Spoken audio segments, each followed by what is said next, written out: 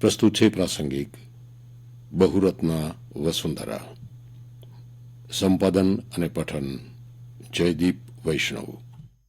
વિશ્વ પૃથ્વી દિન દર વર્ષે 22 એપ્રિલના રોજ પર્યાવરણ સંરક્ષણના સમર્થન માટે ઉજવાય છે. તેની સ્થાપના અમેરિકી સેનેટર ગેરાલ્ડ નેલ્સન દ્વારા ઈસવીસન 1970 થી પર્યાવરણ વિશે જાગૃતતા લાવવા માટે કરાઈ હતી, જે હવે વિશ્વના 192 થી વધુ દેશોમાં દર વર્ષે આયોજિત કરાય છે. શાંતિ કાર્યકર્તા જ્હોન મેકોનેલ દ્વારા સંયુક્ત રાષ્ટ્રમાં પૃથ્વી દિનની ઉજવણી દર વર્ષે 20 માર્ચના રોજ માર્ચ ઇક્વિનોક્સ પર મનાવાય છે. પૃથ્વી દિવસ 2016ના રોજ પેરિસ કરાર પર યુનાઇટેડ સ્ટેટ્સ, ચાઇના અને અન્ય કેટલાક 120 દેશોએ હસ્તાક્ષર કર્યા હતા. ઈસવીસન 1969માં સાન ફ્રાન્સિસ્કો ખાતે યોજાયેલા યુનેસ્કો સંમેલનમાં જ્હોન મેકોનેલ દ્વારા પૃથ્વી દિન મનાવવાનો પ્રસ્તાવ રખાયો હતો. તેના એક મહિના બાદ અમેરિકન સેનેટર ગેરાલ્ડ નેલ્સને અલગથી 22 એપ્રિલના રોજ પર્યાવરણીય શિક્ષણ મળી રહે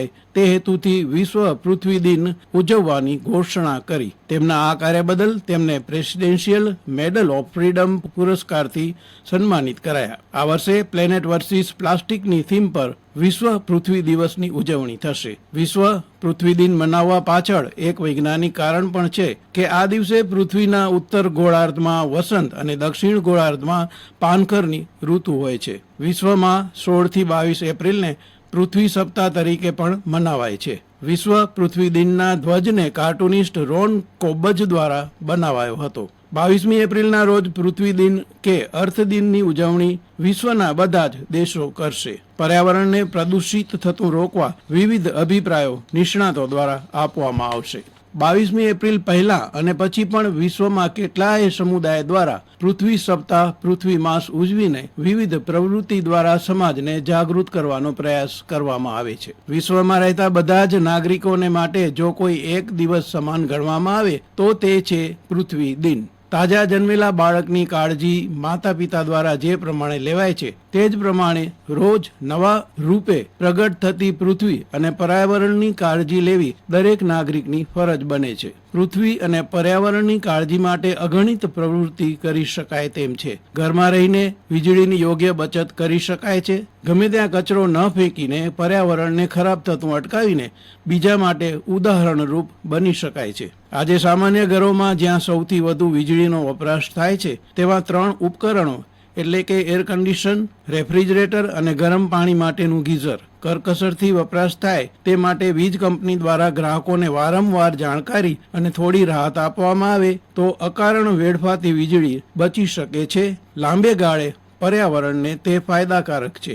આમ ઉર્જાનો બચાવ કરીને વૈશ્વિક તાપમાનમાં થતો વધારો નિયંત્રિત કરી શકાય છે. જાહેરમાં જોવા મળતા મોટા હોર્ડિંગ્સ અને તેની ઉપર આખી રાત ચાલુ રહેતી લાઇટો બંધ રાખવી જરૂરી છે. જાન્યુઆરી 2008થી બર્લિન શહેરમાં એવો કાયદો પસાર કરવામાં આવ્યો છે કે પર્યાવરણ ઝોનમાં ગાડી ચલાવવા માટે વાહન ચાલકે તેની ગાડી દ્વારા ફેલાતા પ્રદૂષણના પ્રમાણની ચકાસણી બાદ તેનું સ્ટીકર લગાવવું ફરજિયાત છે. સ્ટીકર ન હોય તો કાર ચાલકોને ગાડી લઈ જવાની પરવાનગી આપવામાં આવતી નથી. અમેરિકાના ગ્રામ્ય વિસ્તારોમાં હાલ મોટા પ્રમાણમાં સોલાર ફાર્મ બની રહ્યા છે. અમેરિકાના અનેક શહેરોમાં સોલાર પાવરનું સંકલન કરીને 30,000 મેગાવોટ સોલાર એનર્જીનું ઉત્પાદન કરવામાં આવે છે. જે શહેરમાં સૂર્યપ્રકાશ પૂરતા પ્રમાણમાં ફેલાય છે તેવા શહેરો સોલાર પાવરના વપરાશ દ્વારા પર્યાવરણની રક્ષા માટે મદદરૂપ થઈ શકે છે. સિંગાપોરમાં 1992માં શુદ્ધ પાણી, શુદ્ધ હવા અને શુદ્ધ જમીન નાગરિકોને મળી રહે તે માટે પગલાં ભરવાનું શરૂ કરવામાં આવ્યું. એમ્સ્ટરડેમ અને કોપહેગન જેવા શહેરોમાં સાયકલ વાપરવાનું અને ચલાવવાનું નાગરિકો પસંદ કરે છે. જેથી જ એમ્સ્ટરડેમને સાયકલ સવારના મિત્ર શહેર તરીકે ઓળખ મળી છે. લંડન અને ન્યૂયોર્ક શહેરમાં ઔદ્યોગિક પ્રગતિની સાથે ગ્રીન બિલ્ડિંગ બનાવવાને મહત્વ આપવામાં આવી રહ્યું છે.